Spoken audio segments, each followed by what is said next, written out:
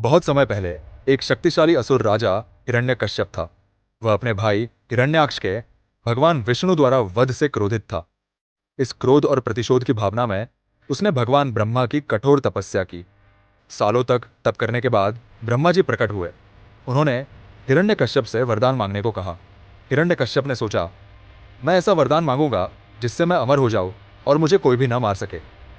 हे ब्रह्मा जी, मुझे यह वरदान दीजिए कि मुझे न तो कोई मनुष्य मार सके, न जानवर, न दिन में, न रात में, न घर के भीतर, न बाहर, न किसी अस्त्र से, न शस्त्र से, न आकाश में, न पृथ्वी पर। ब्रह्मा जी ने हिरण्यकश्यप को यह वरदान दिया, लेकिन यह भी समझाया कि पूरी तरह से अमरता का वरदान संभव नहीं है। हिरण्यकश्यप ने सोचा कि यह वरदान उसे अमर बना देगा। उसने यह घोषणा कर दी कि अब वह भगवान से भी अधिक शक्तिशाली है और सभी को केवल उसकी पूजा करनी होगी। हिरण्यकश्यप का एक पुत्र हुआ जिसका नाम प्रहलाद था। बचपन से ही प्रहलाद की माता कयाधु ने उसे भगवान विष्णु की भक्ति सिखाई। बेटा, भगवान विष्णु हमारे रक्षक हैं, उनकी भक्ति करो और हमेशा सत्य के मार्ग पर चलो। प्रहलाद ने अपनी माता की बातों को ध्यान से सुना और भगवान विष्णु की भक्ति में लीन हो गया। वह अपनी आयु से अधिक समझदार और शांत स्वभाव का था। जैसे जैसे प्रहलाद बड़ा होता गया, उसके हृदय में भगवान विष्णु के प्रति प्रेम और भक्ति बढ़ती गई। जब हिरण्यकश्यप को पता चला कि उसका पुत्र प्रहलाद भगवान विष्णु का भक्त है, तो उसे बहुत क्रोध आया। उसने प्रहलाद को समझाने का प्रयास किया।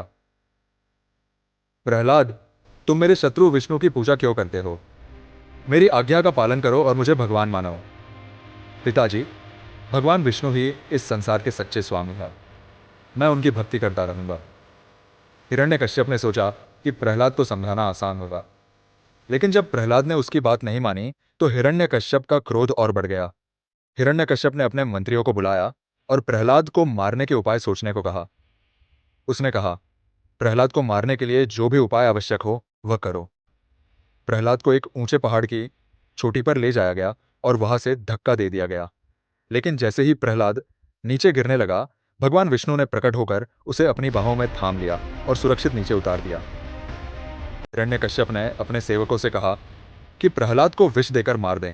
सेवकों ने प्रहलाद के भोजन में विष मिला दिया, लेकिन जैसे ही प्रहलाद ने भोजन किया, विष का कोई असर नहीं हुआ। भगवान विष्णु की कृपा से वह सुरक्षित रहा। हिरण्यकश्यप ने प्रहलाद को एक कमरे में बंद कर दिया जहां खतरनाक सांप थे, लेकिन भगवान विष्णु ने वहां प्रकट होकर सांपों को शांत कर दिया और प्रहलाद को कोई हानि नहीं हुई। हिरण्यकश्यप ने अपनी बहन होलिका को बुलाया, जिसे वरदान था कि अग्नि उसे जला नहीं सकती। होलिका ने प्रहलाद को अपनी गोद में लेकर अग्नि में बैठने का प्रयास किया। प्रहलाद, तुम्हारे भगवान तुम्हें बचाने नहीं आएंगे। लेकिन भगवान विष्णु की कृपा से प्रहलाद सुरक्षित रहा, जबकि होलिका जलकर भस्म हो गई। इस घटना से प्रहलाद का विश्वास और मजबूत हो गया। प्रहलाद ने अपने पिता के अत्याचारों के बावजूद भगवान विष्णु की भक्ति नहीं छोड़ी। वह दिन रात भगवान की स्तुति करता और उनके भजन गाता। उसकी भक्ति देखकर देवता भी प्रसन्न होते थे। एक दिन प्रहलाद अपनी कक्षा में भगवान विष्णु के बारे में बोल रहा था। उसके गुरु ने उसे डांटा और कहा, प्रहलाद, तुम्हें अपने पिता की पूजा करनी चाहिए, वह तुम्हारे भगवान हैं। लेकिन प्रहलाद ने उत्तर दिया, गुरुजी, मेरे लिए भगवान विष्णु ही सच्चे भगवान हैं। मैं उनकी भक्ति करता रहूंगा। हिरण्यकश्यप ने सोचा कि अब प्रहलाद को स्वयं ही समाप्त करना होगा। उसने प्रहलाद को अपने सामने बुलाया और पूछा, तुम्हारा भगवान कहाँ है जो तुम्हारी रक्षा कर रहा है? क्या वह इस खंभे में भी है? प्रहलाद ने विश्वास के साथ उत्तर दिया, हाँ पिताजी, भगवान हर जगह है, वे इस खंभे में भी हैं। हिरण्यकश्यप ने क्रोधित होकर खंभे पर प्रहार किया। खंभे से एक भयानक गर्जना हुई और भगवान विष्णु नरसिंह अवतार में प्रकट हुए।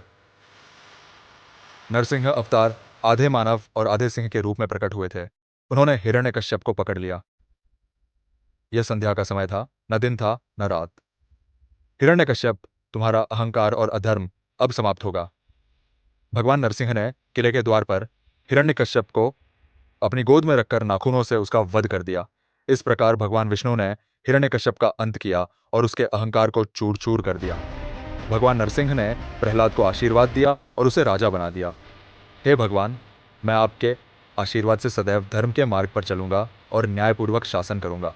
प्रहलाद ने धर्म और न्याय के साथ शासन किया। उसके राज्य में लोग सुखी और संतुष्ट थे। प्रहलाद ने हमेशा भगवान विष्णु की भक्ति की और लोगों को भी धर्म के मार्ग पर चलने की प्रेरणा दी। प्रहलाद की कथा यह सिखाती है कि सच्चे भक्त की रक्षा भगवान स्वयं करते हैं और अधर्म का नाश अवश्य होता है।